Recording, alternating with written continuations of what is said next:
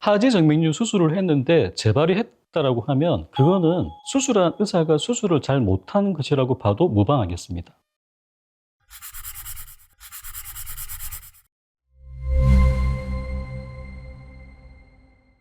네, 여러분 반갑습니다. 양승인 부산 흉부외과 의원의 양승인 원장입니다.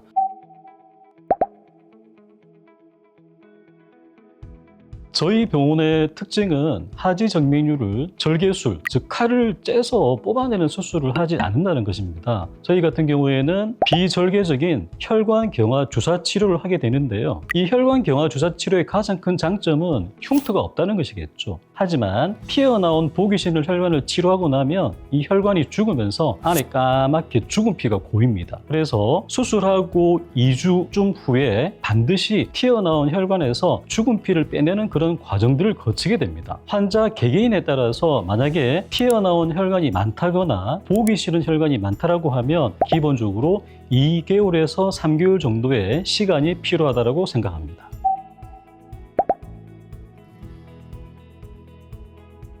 수술 후 끝나자마자 바로 걷고 운동하십니다. 그래서 일상적인 가벼운 운동은 다 하셔도 돼요. 제일 중요한 거는 아무리 비침습적인 흉터 없는 수술이지만 그래도 하고 나면 뿌리 정맥이 죽으면서 약간 딱딱하게 굳어집니다. 그래서 너무 과한 하체 운동, 스쿼트 같은 거는 본인의 상황에 따라서 통증이 없을 때 하시는 게 좋을 것 같아요. 통상적으로 수술 후 다음 날부터 샤워를 하시고 목욕탕을 가셔도 됩니다. 하지만 중요한 거는 너무 뜨거운 물 목욕은 좋지가 않아요. 왜냐하면 너무 뜨거운 물은 수술 이후에 죽어가는 과정에 혈관들을 자극하기 때문에 벌겋게 아플 수가 있습니다.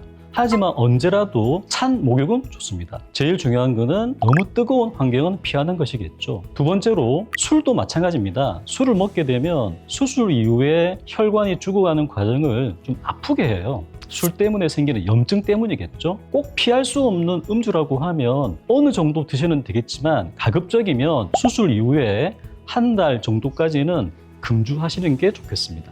흡연은 그렇게까지 정맥류 치료에 있어서 큰 장애물이 되지는 않습니다. 방금까지 제가 말씀드린 거는 비절개 수술의 원칙입니다. 만약에 절개를 했다라고 하면 아무래도 세균 감염의 문제가 있기 때문에 흡연도 조금 조심하는 게 좋을 것 같아요.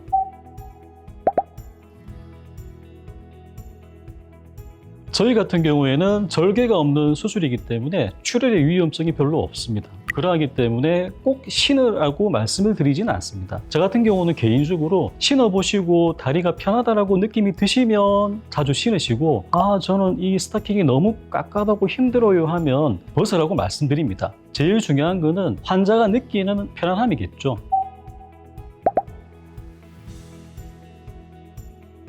정맥 혈관을 없앤다라기보다는 나쁜 정맥 혈관을 없애는 것입니다. 정맥의 시스템은 피부에 가까이 있는 표제 정맥이 있고 근육 안에 보면 신장까지 쭉 올라가는 큰 고속도로 같은 심부 정맥이 있습니다. 심부 정맥은 혈액순환의 90% 이상을 담당합니다. 우리가 제거하려고 마음먹고 있는 표제 정맥은 10% 정도 일을 하는 것이죠. 하지만 10%도 도와주지 않고 마이너스로 방해를 할 때는 이 나쁜 정맥들을 빨리 제거해줘야 심부 정맥으로 더 원활하게 피가 잘 올라가게 됩니다. 혈관 레이저 근본 수술은 혈관 내에서 뜨거운 레이저열을 쏘아서 그 혈관을 태워버리는 것입니다. 옛날에 외과적으로 뽑아냈던 그런 외과적인 큰 절개의 수술을 대체하여 안에서 열을 조사하기 때문에 수술 이후에도 절개의 흉터가 없고 편안하게 회복이 가능합니다.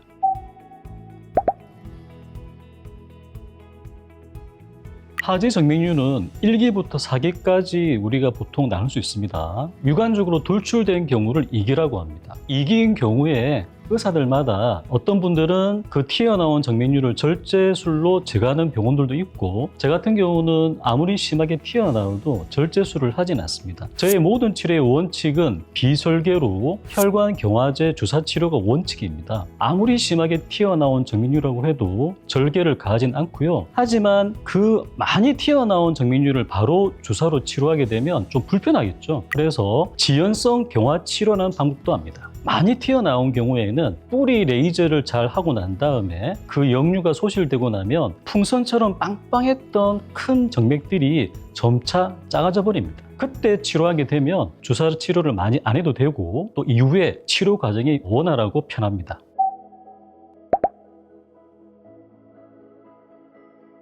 하지 정맥류 수술을 했는데 재발이 했다라고 하면 그거는 수술한 의사가 수술을 잘 못한 것이라고 봐도 무방하겠습니다.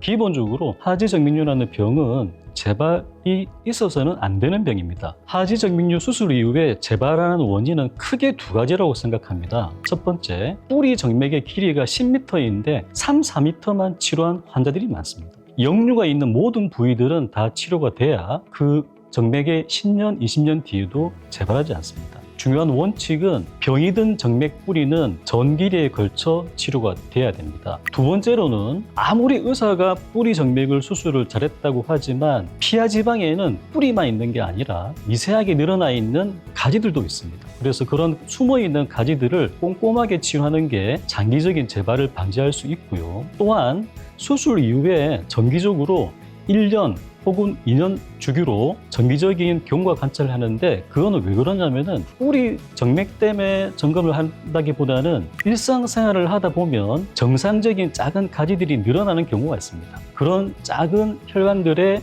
확장까지도 한 번씩 AS를 해줘야 합니다. 제일 중요한 것은 원칙이겠죠. 첫 번째, 수술을 잘하는 것. 두 번째는 정기 검진입니다. 아무리 의사가 수술을 잘해도 일상생활에서 조금씩 늘어나는 장가지들은 반드시 정기 검진을 통해서 추가적인 치료를 하셔야 됩니다. 수술만큼 중요한 게 관리입니다. 병원에서 오시라고 할 때 꾸준하게 규칙적으로 잘 방문하셔야 합니다. 지금까지 양승인 부산흉부외과의원의 양승인 원장입니다.